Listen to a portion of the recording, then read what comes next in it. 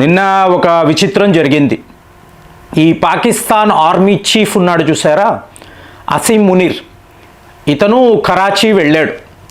కరాచీ వెళ్ళి భారత్కు వ్యతిరేకంగా ఎప్పుడూ మాట్లాడే పిచ్చి కూతలు, మీకు ఇష్టానుసారం కాశ్మీర్ విషయంలో భారత్ను మేము విడిచిపెట్టము, అలాగే ఆపరేషన్ సింధూర్ పేరు మీద మమ్మల్ని ఎన్ని విధాలు అంటే మా మీద ఏ స్థాయిలో వీళ్ళు దాడులు చేశారు అంటే పాకిస్తాన్ నేవీ చాలా గట్టి జవాబు ఇచ్చింది. అంటే 4 రోజుల పాటు పాకిస్తాన్ నేవీ కరాచీ హార్బర్ను విడిచిపెట్టి బయటికే రాలేదండి. ఒక సైనికుడు కూడా అక్కడ కనిపించలేదు. కానీ అసీం మునీర్ ఏం మాట్లాడుతున్నాడు, వీరోచితమైన పోరాటము మీరు చేశారు అంటే పచ్చి అబద్ధాలు. పాకిస్తాన్ ప్రజలకి తెలుసు, వాళ్ళ ఆర్మీ కమాండర్సు అలాగే వాళ్ళ నాయకులు వీళ్ళందరికీ కూడా తెలుసు వీళ్ళు మాట్లాడేది అన్నీ కూడా అబద్ధాలే. కానీ అందరూ కలిసి అబద్ధాలు మాట్లాడుతూ ఉంటారు, ఎవరికి వాళ్ళు ప్రశంసించుకుంటూ ఉంటారు. సో వీళ్ళని అమెరికా వాడు చూసి ఆహా ఓహో అంటూ ఉంటాడు. సో అసీం మునీర్ ఇలాగా అంటే భారత్కు వ్యతిరేకంగా ఏమి మాట్లాడకూడదో దానినే మాట్లాడాడు.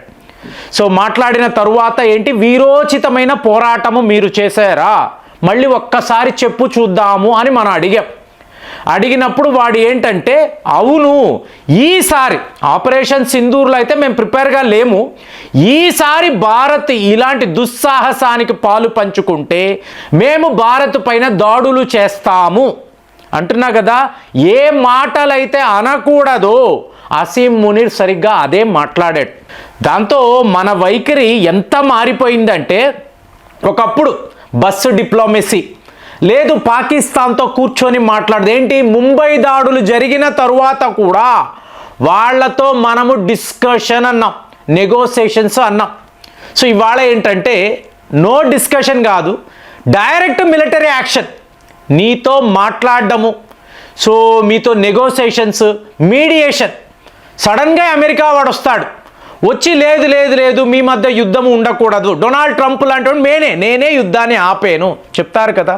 నథింగ్ అండి, మేము ఏం చెయ్యాలో అదే చేస్తాము, ఓన్లీ మిలిటరీ యాక్షన్ అనడము కాదు. మీరు నమ్ముతారో లేదో, అసీం మునీర్ ఈ మాటలు అనేసి తిరిగి వెళ్ళిపోయాడు రావెల్పిండి.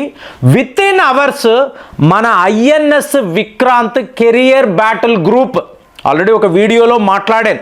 ఐఎన్ఎస్ విక్రాంత్ అంటే ఒక యుద్ధ ఓడ అక్కడ కాదండి, దానికి డెస్ట్రాయర్స్ ఉంటాయి, ఫ్రిగేట్స్ ఉంటాయి, కార్వెట్స్ ఉంటాయి, అలాగే అందులో మీకు దగ్గర 30 యుద్ధ విమానాలు ఉంటాయి, ఒక రాకాసి నౌక.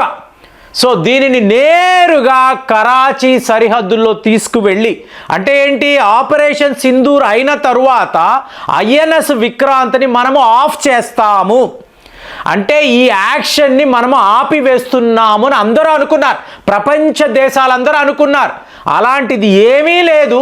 అరేబియన్ సీ వద్ద ఐఎన్ఎస్ విక్రాంత్ పూర్తిగా యాక్టివ్గా ఉంది. మా సిగ్నల్స్, మా రేడార్స్, మా ఇండియన్ నేవీకి సంబంధించిన సిబ్బంది అందరూ కూడా వార్ రెడీగా ఉన్నారు.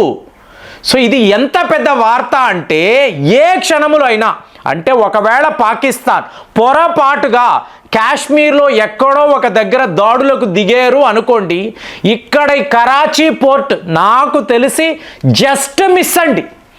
ఈ పాకిస్తాన్ నేవీ వాళ్ళు వెళ్ళి దాక్కున్నారు, ఎవరికి బయటికి వచ్చే ధైర్యం లేదు. ఒకే ఒక విమానాన్ని వెళ్ళి చూసేసి రండి అని పంపించారు, అంతే. తిరిగి ఆ విమానం కూడా వెళ్ళిపోయింది. వాళ్ళు ఒక చిన్నపాటి దాడి చేసి ఉన్నాం, మనం లిటరల్గా వెయిట్ చేశామండి. ఒక చిన్నపాటి అటాక్ వాళ్ళు మన మీద చేసి ఉంటే, అది ఐఎన్ఎస్ విక్రాంత్ మీద చేసి ఉంటే ఇవాళ అక్కడ కరాచీ పోర్టు ఉండేది కాదు. పోర్టు కాదు, కరాచీ మెయిన్లాండ్ సిటీ మీదే మనము దాడులు చేసేవాళ్ళము. జస్ట్ మిస్ అయిపోయారు. కానీ ఇప్పుడు మాత్రము 100% మనకి అవకాశాలు. ఎందుకంటే మన డిస్ట్రాయర్స్లో బ్రహ్మోసులు, బారక్ 8 లాంటి మీకు అత్యుత్తమమైన అస్త్రాలు ఉంటాయి. అదే పాకిస్తాన్ అన్నారు అనుకోండి, తుగ్రీల్ అనబడే ఒక ఫ్రిగేడ్ మాత్రమే, ఇలాంటి చిన్న చితక ఓడలు మాత్రమే వాడి వద్ద ఉంటాయి. ఇవన్నీ కూడా మీకు సరైన మెయింటెనెన్స్ లేకుండా టెక్నికల్ ప్రాబ్లమ్స్లో చైనా వాడు వచ్చి రిపేర్లు చేయడం లేదు. దాంతో వాటిని అలా ఉంచుకొని ఇప్పుడు రెడీ చేస్తారు. ఎందుకంటే ఆపరేషన్ సింధూర్ అయ్యింది కాబట్టి ఇప్పుడు ఆ రిపేర్లు, మెయింటెనెన్స్లు ఇవన్నీ చేస్తారు. కానీ మీ వద్ద ఐఎన్ఎస్ విక్రాంత్ ఉంది, మళ్ళీ స్టెల్త్ సబ్మెరైన్స్ ఉన్నాయి. సైలెంట్గా కరాచీ పోర్టు దాకా వెళ్ళి అక్కడ ఉండే యుద్ధ ఓడలనంతా కూడా మీకు పూర్తిగా డెస్ట్రాయ్ చేసేసి కామ్గా వెనక్కి వచ్చే న్యూక్లియర్ సబ్మెరైన్స్ కూడా మన వద్ద ఉన్నాయి. ఇలా ఉన్నప్పుడు మేము పాకిస్తాన్తో మాట్లాడాల్సిన అవసరమే లేదు. ఇప్పుడు మీకు టర్కీ అనండి, ఖతార్ మా దగ్గరకు వచ్చి మనం నీతో మాట్లాడడం ఏంటి? సమఉచ్చి ఉండాలి కదండి. మీరు మాట్లాడాలి అంటే ఇవాళ రష్యా వాళ్ళు ఏం మాట్లాడుతున్నారు? జెలెన్స్కైతో పుతిన్ మాట్లాడడం ఏంటి? After all Zelensky, after all Ukraine, మీతో మేము కూర్చొని నెగోషియేట్ చేయడం ఏంటి? చెయ్యాల్సిన పని చేశాము, నువ్వు లొంగిపో, అంతేనండి. మనము కూడా అంతే. మీరు లొంగిపోవడము తప్ప మీకు ఎటువంటి ఆప్షన్ ఉండదు. మీతో మేము కూర్చొని మాట్లాడాల్సిన ఆ సన్నివేశము, ఆ దృశ్యము అనేది మీరు అసలు ఊహించకండి. మా జవాబు మిలిటరీ యాక్షన్ మాత్రమే. సో ఇది అసీం మునీర్ చేసిన పొరపాటు. ఇవాళ పాకిస్తాన్ నేవీ ఏం మాట్లాడుతుంది? అనవసరంగా మమ్మల్ని ఇరికించేసి వీడు వెళ్ళిపోయాడు. ఇప్పుడు ఆపరేషన్ సింధూర్ అంటే ఏంటి? పాకిస్తాన్ ఎయిర్ ఫోర్స్ అలాగే నేవీ, ఇరుక్కుపోయిన నేవీ.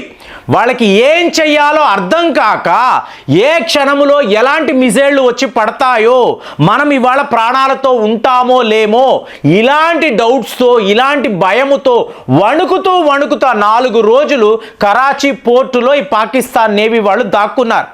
అదే మీకు పాకిస్తాన్ ఎయిర్ ఫోర్స్ అనుకోండి, వాళ్ళు డ్రోన్లు వాడారు, మిజైళ్ళు వాడారు, ఎన్నో రకాలుగా వాళ్ళు ప్రయత్నాలు, అంటే ఒక యుద్ధము చేసే ప్రయత్నాలు చేశారు. కానీ అదే పాకిస్తాన్ ఆర్మీ అన్నారు అనుకోండి, వాళ్ళకి ఎటువంటి అవకాశము లేదు, పారిపోవడమే, పోస్టులను విడిచిపెట్టి పారిపోవడమే తప్ప వాళ్ళు ఏమీ చెయ్యలేదు.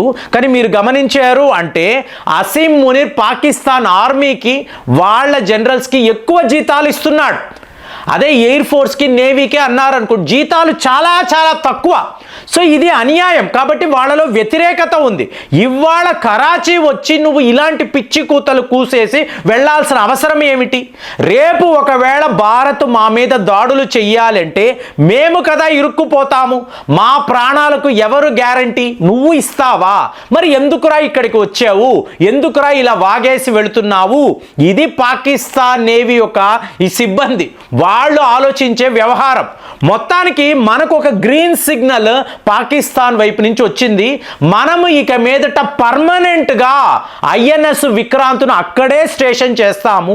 భారత్లో ఎటువంటి తీవ్రవాద దాడులు జరిగినా, ఇవాళ మళ్ళీ కాశ్మీర్ అన్నాడు, కాశ్మీర్లో మా పోరాటదారులు ఎవరైతే ఉన్నారో వాళ్లకు మేము ఇవ్వాల్సిన సహాయ సహకారాలు 100% అందిస్తాం. ఏంటి?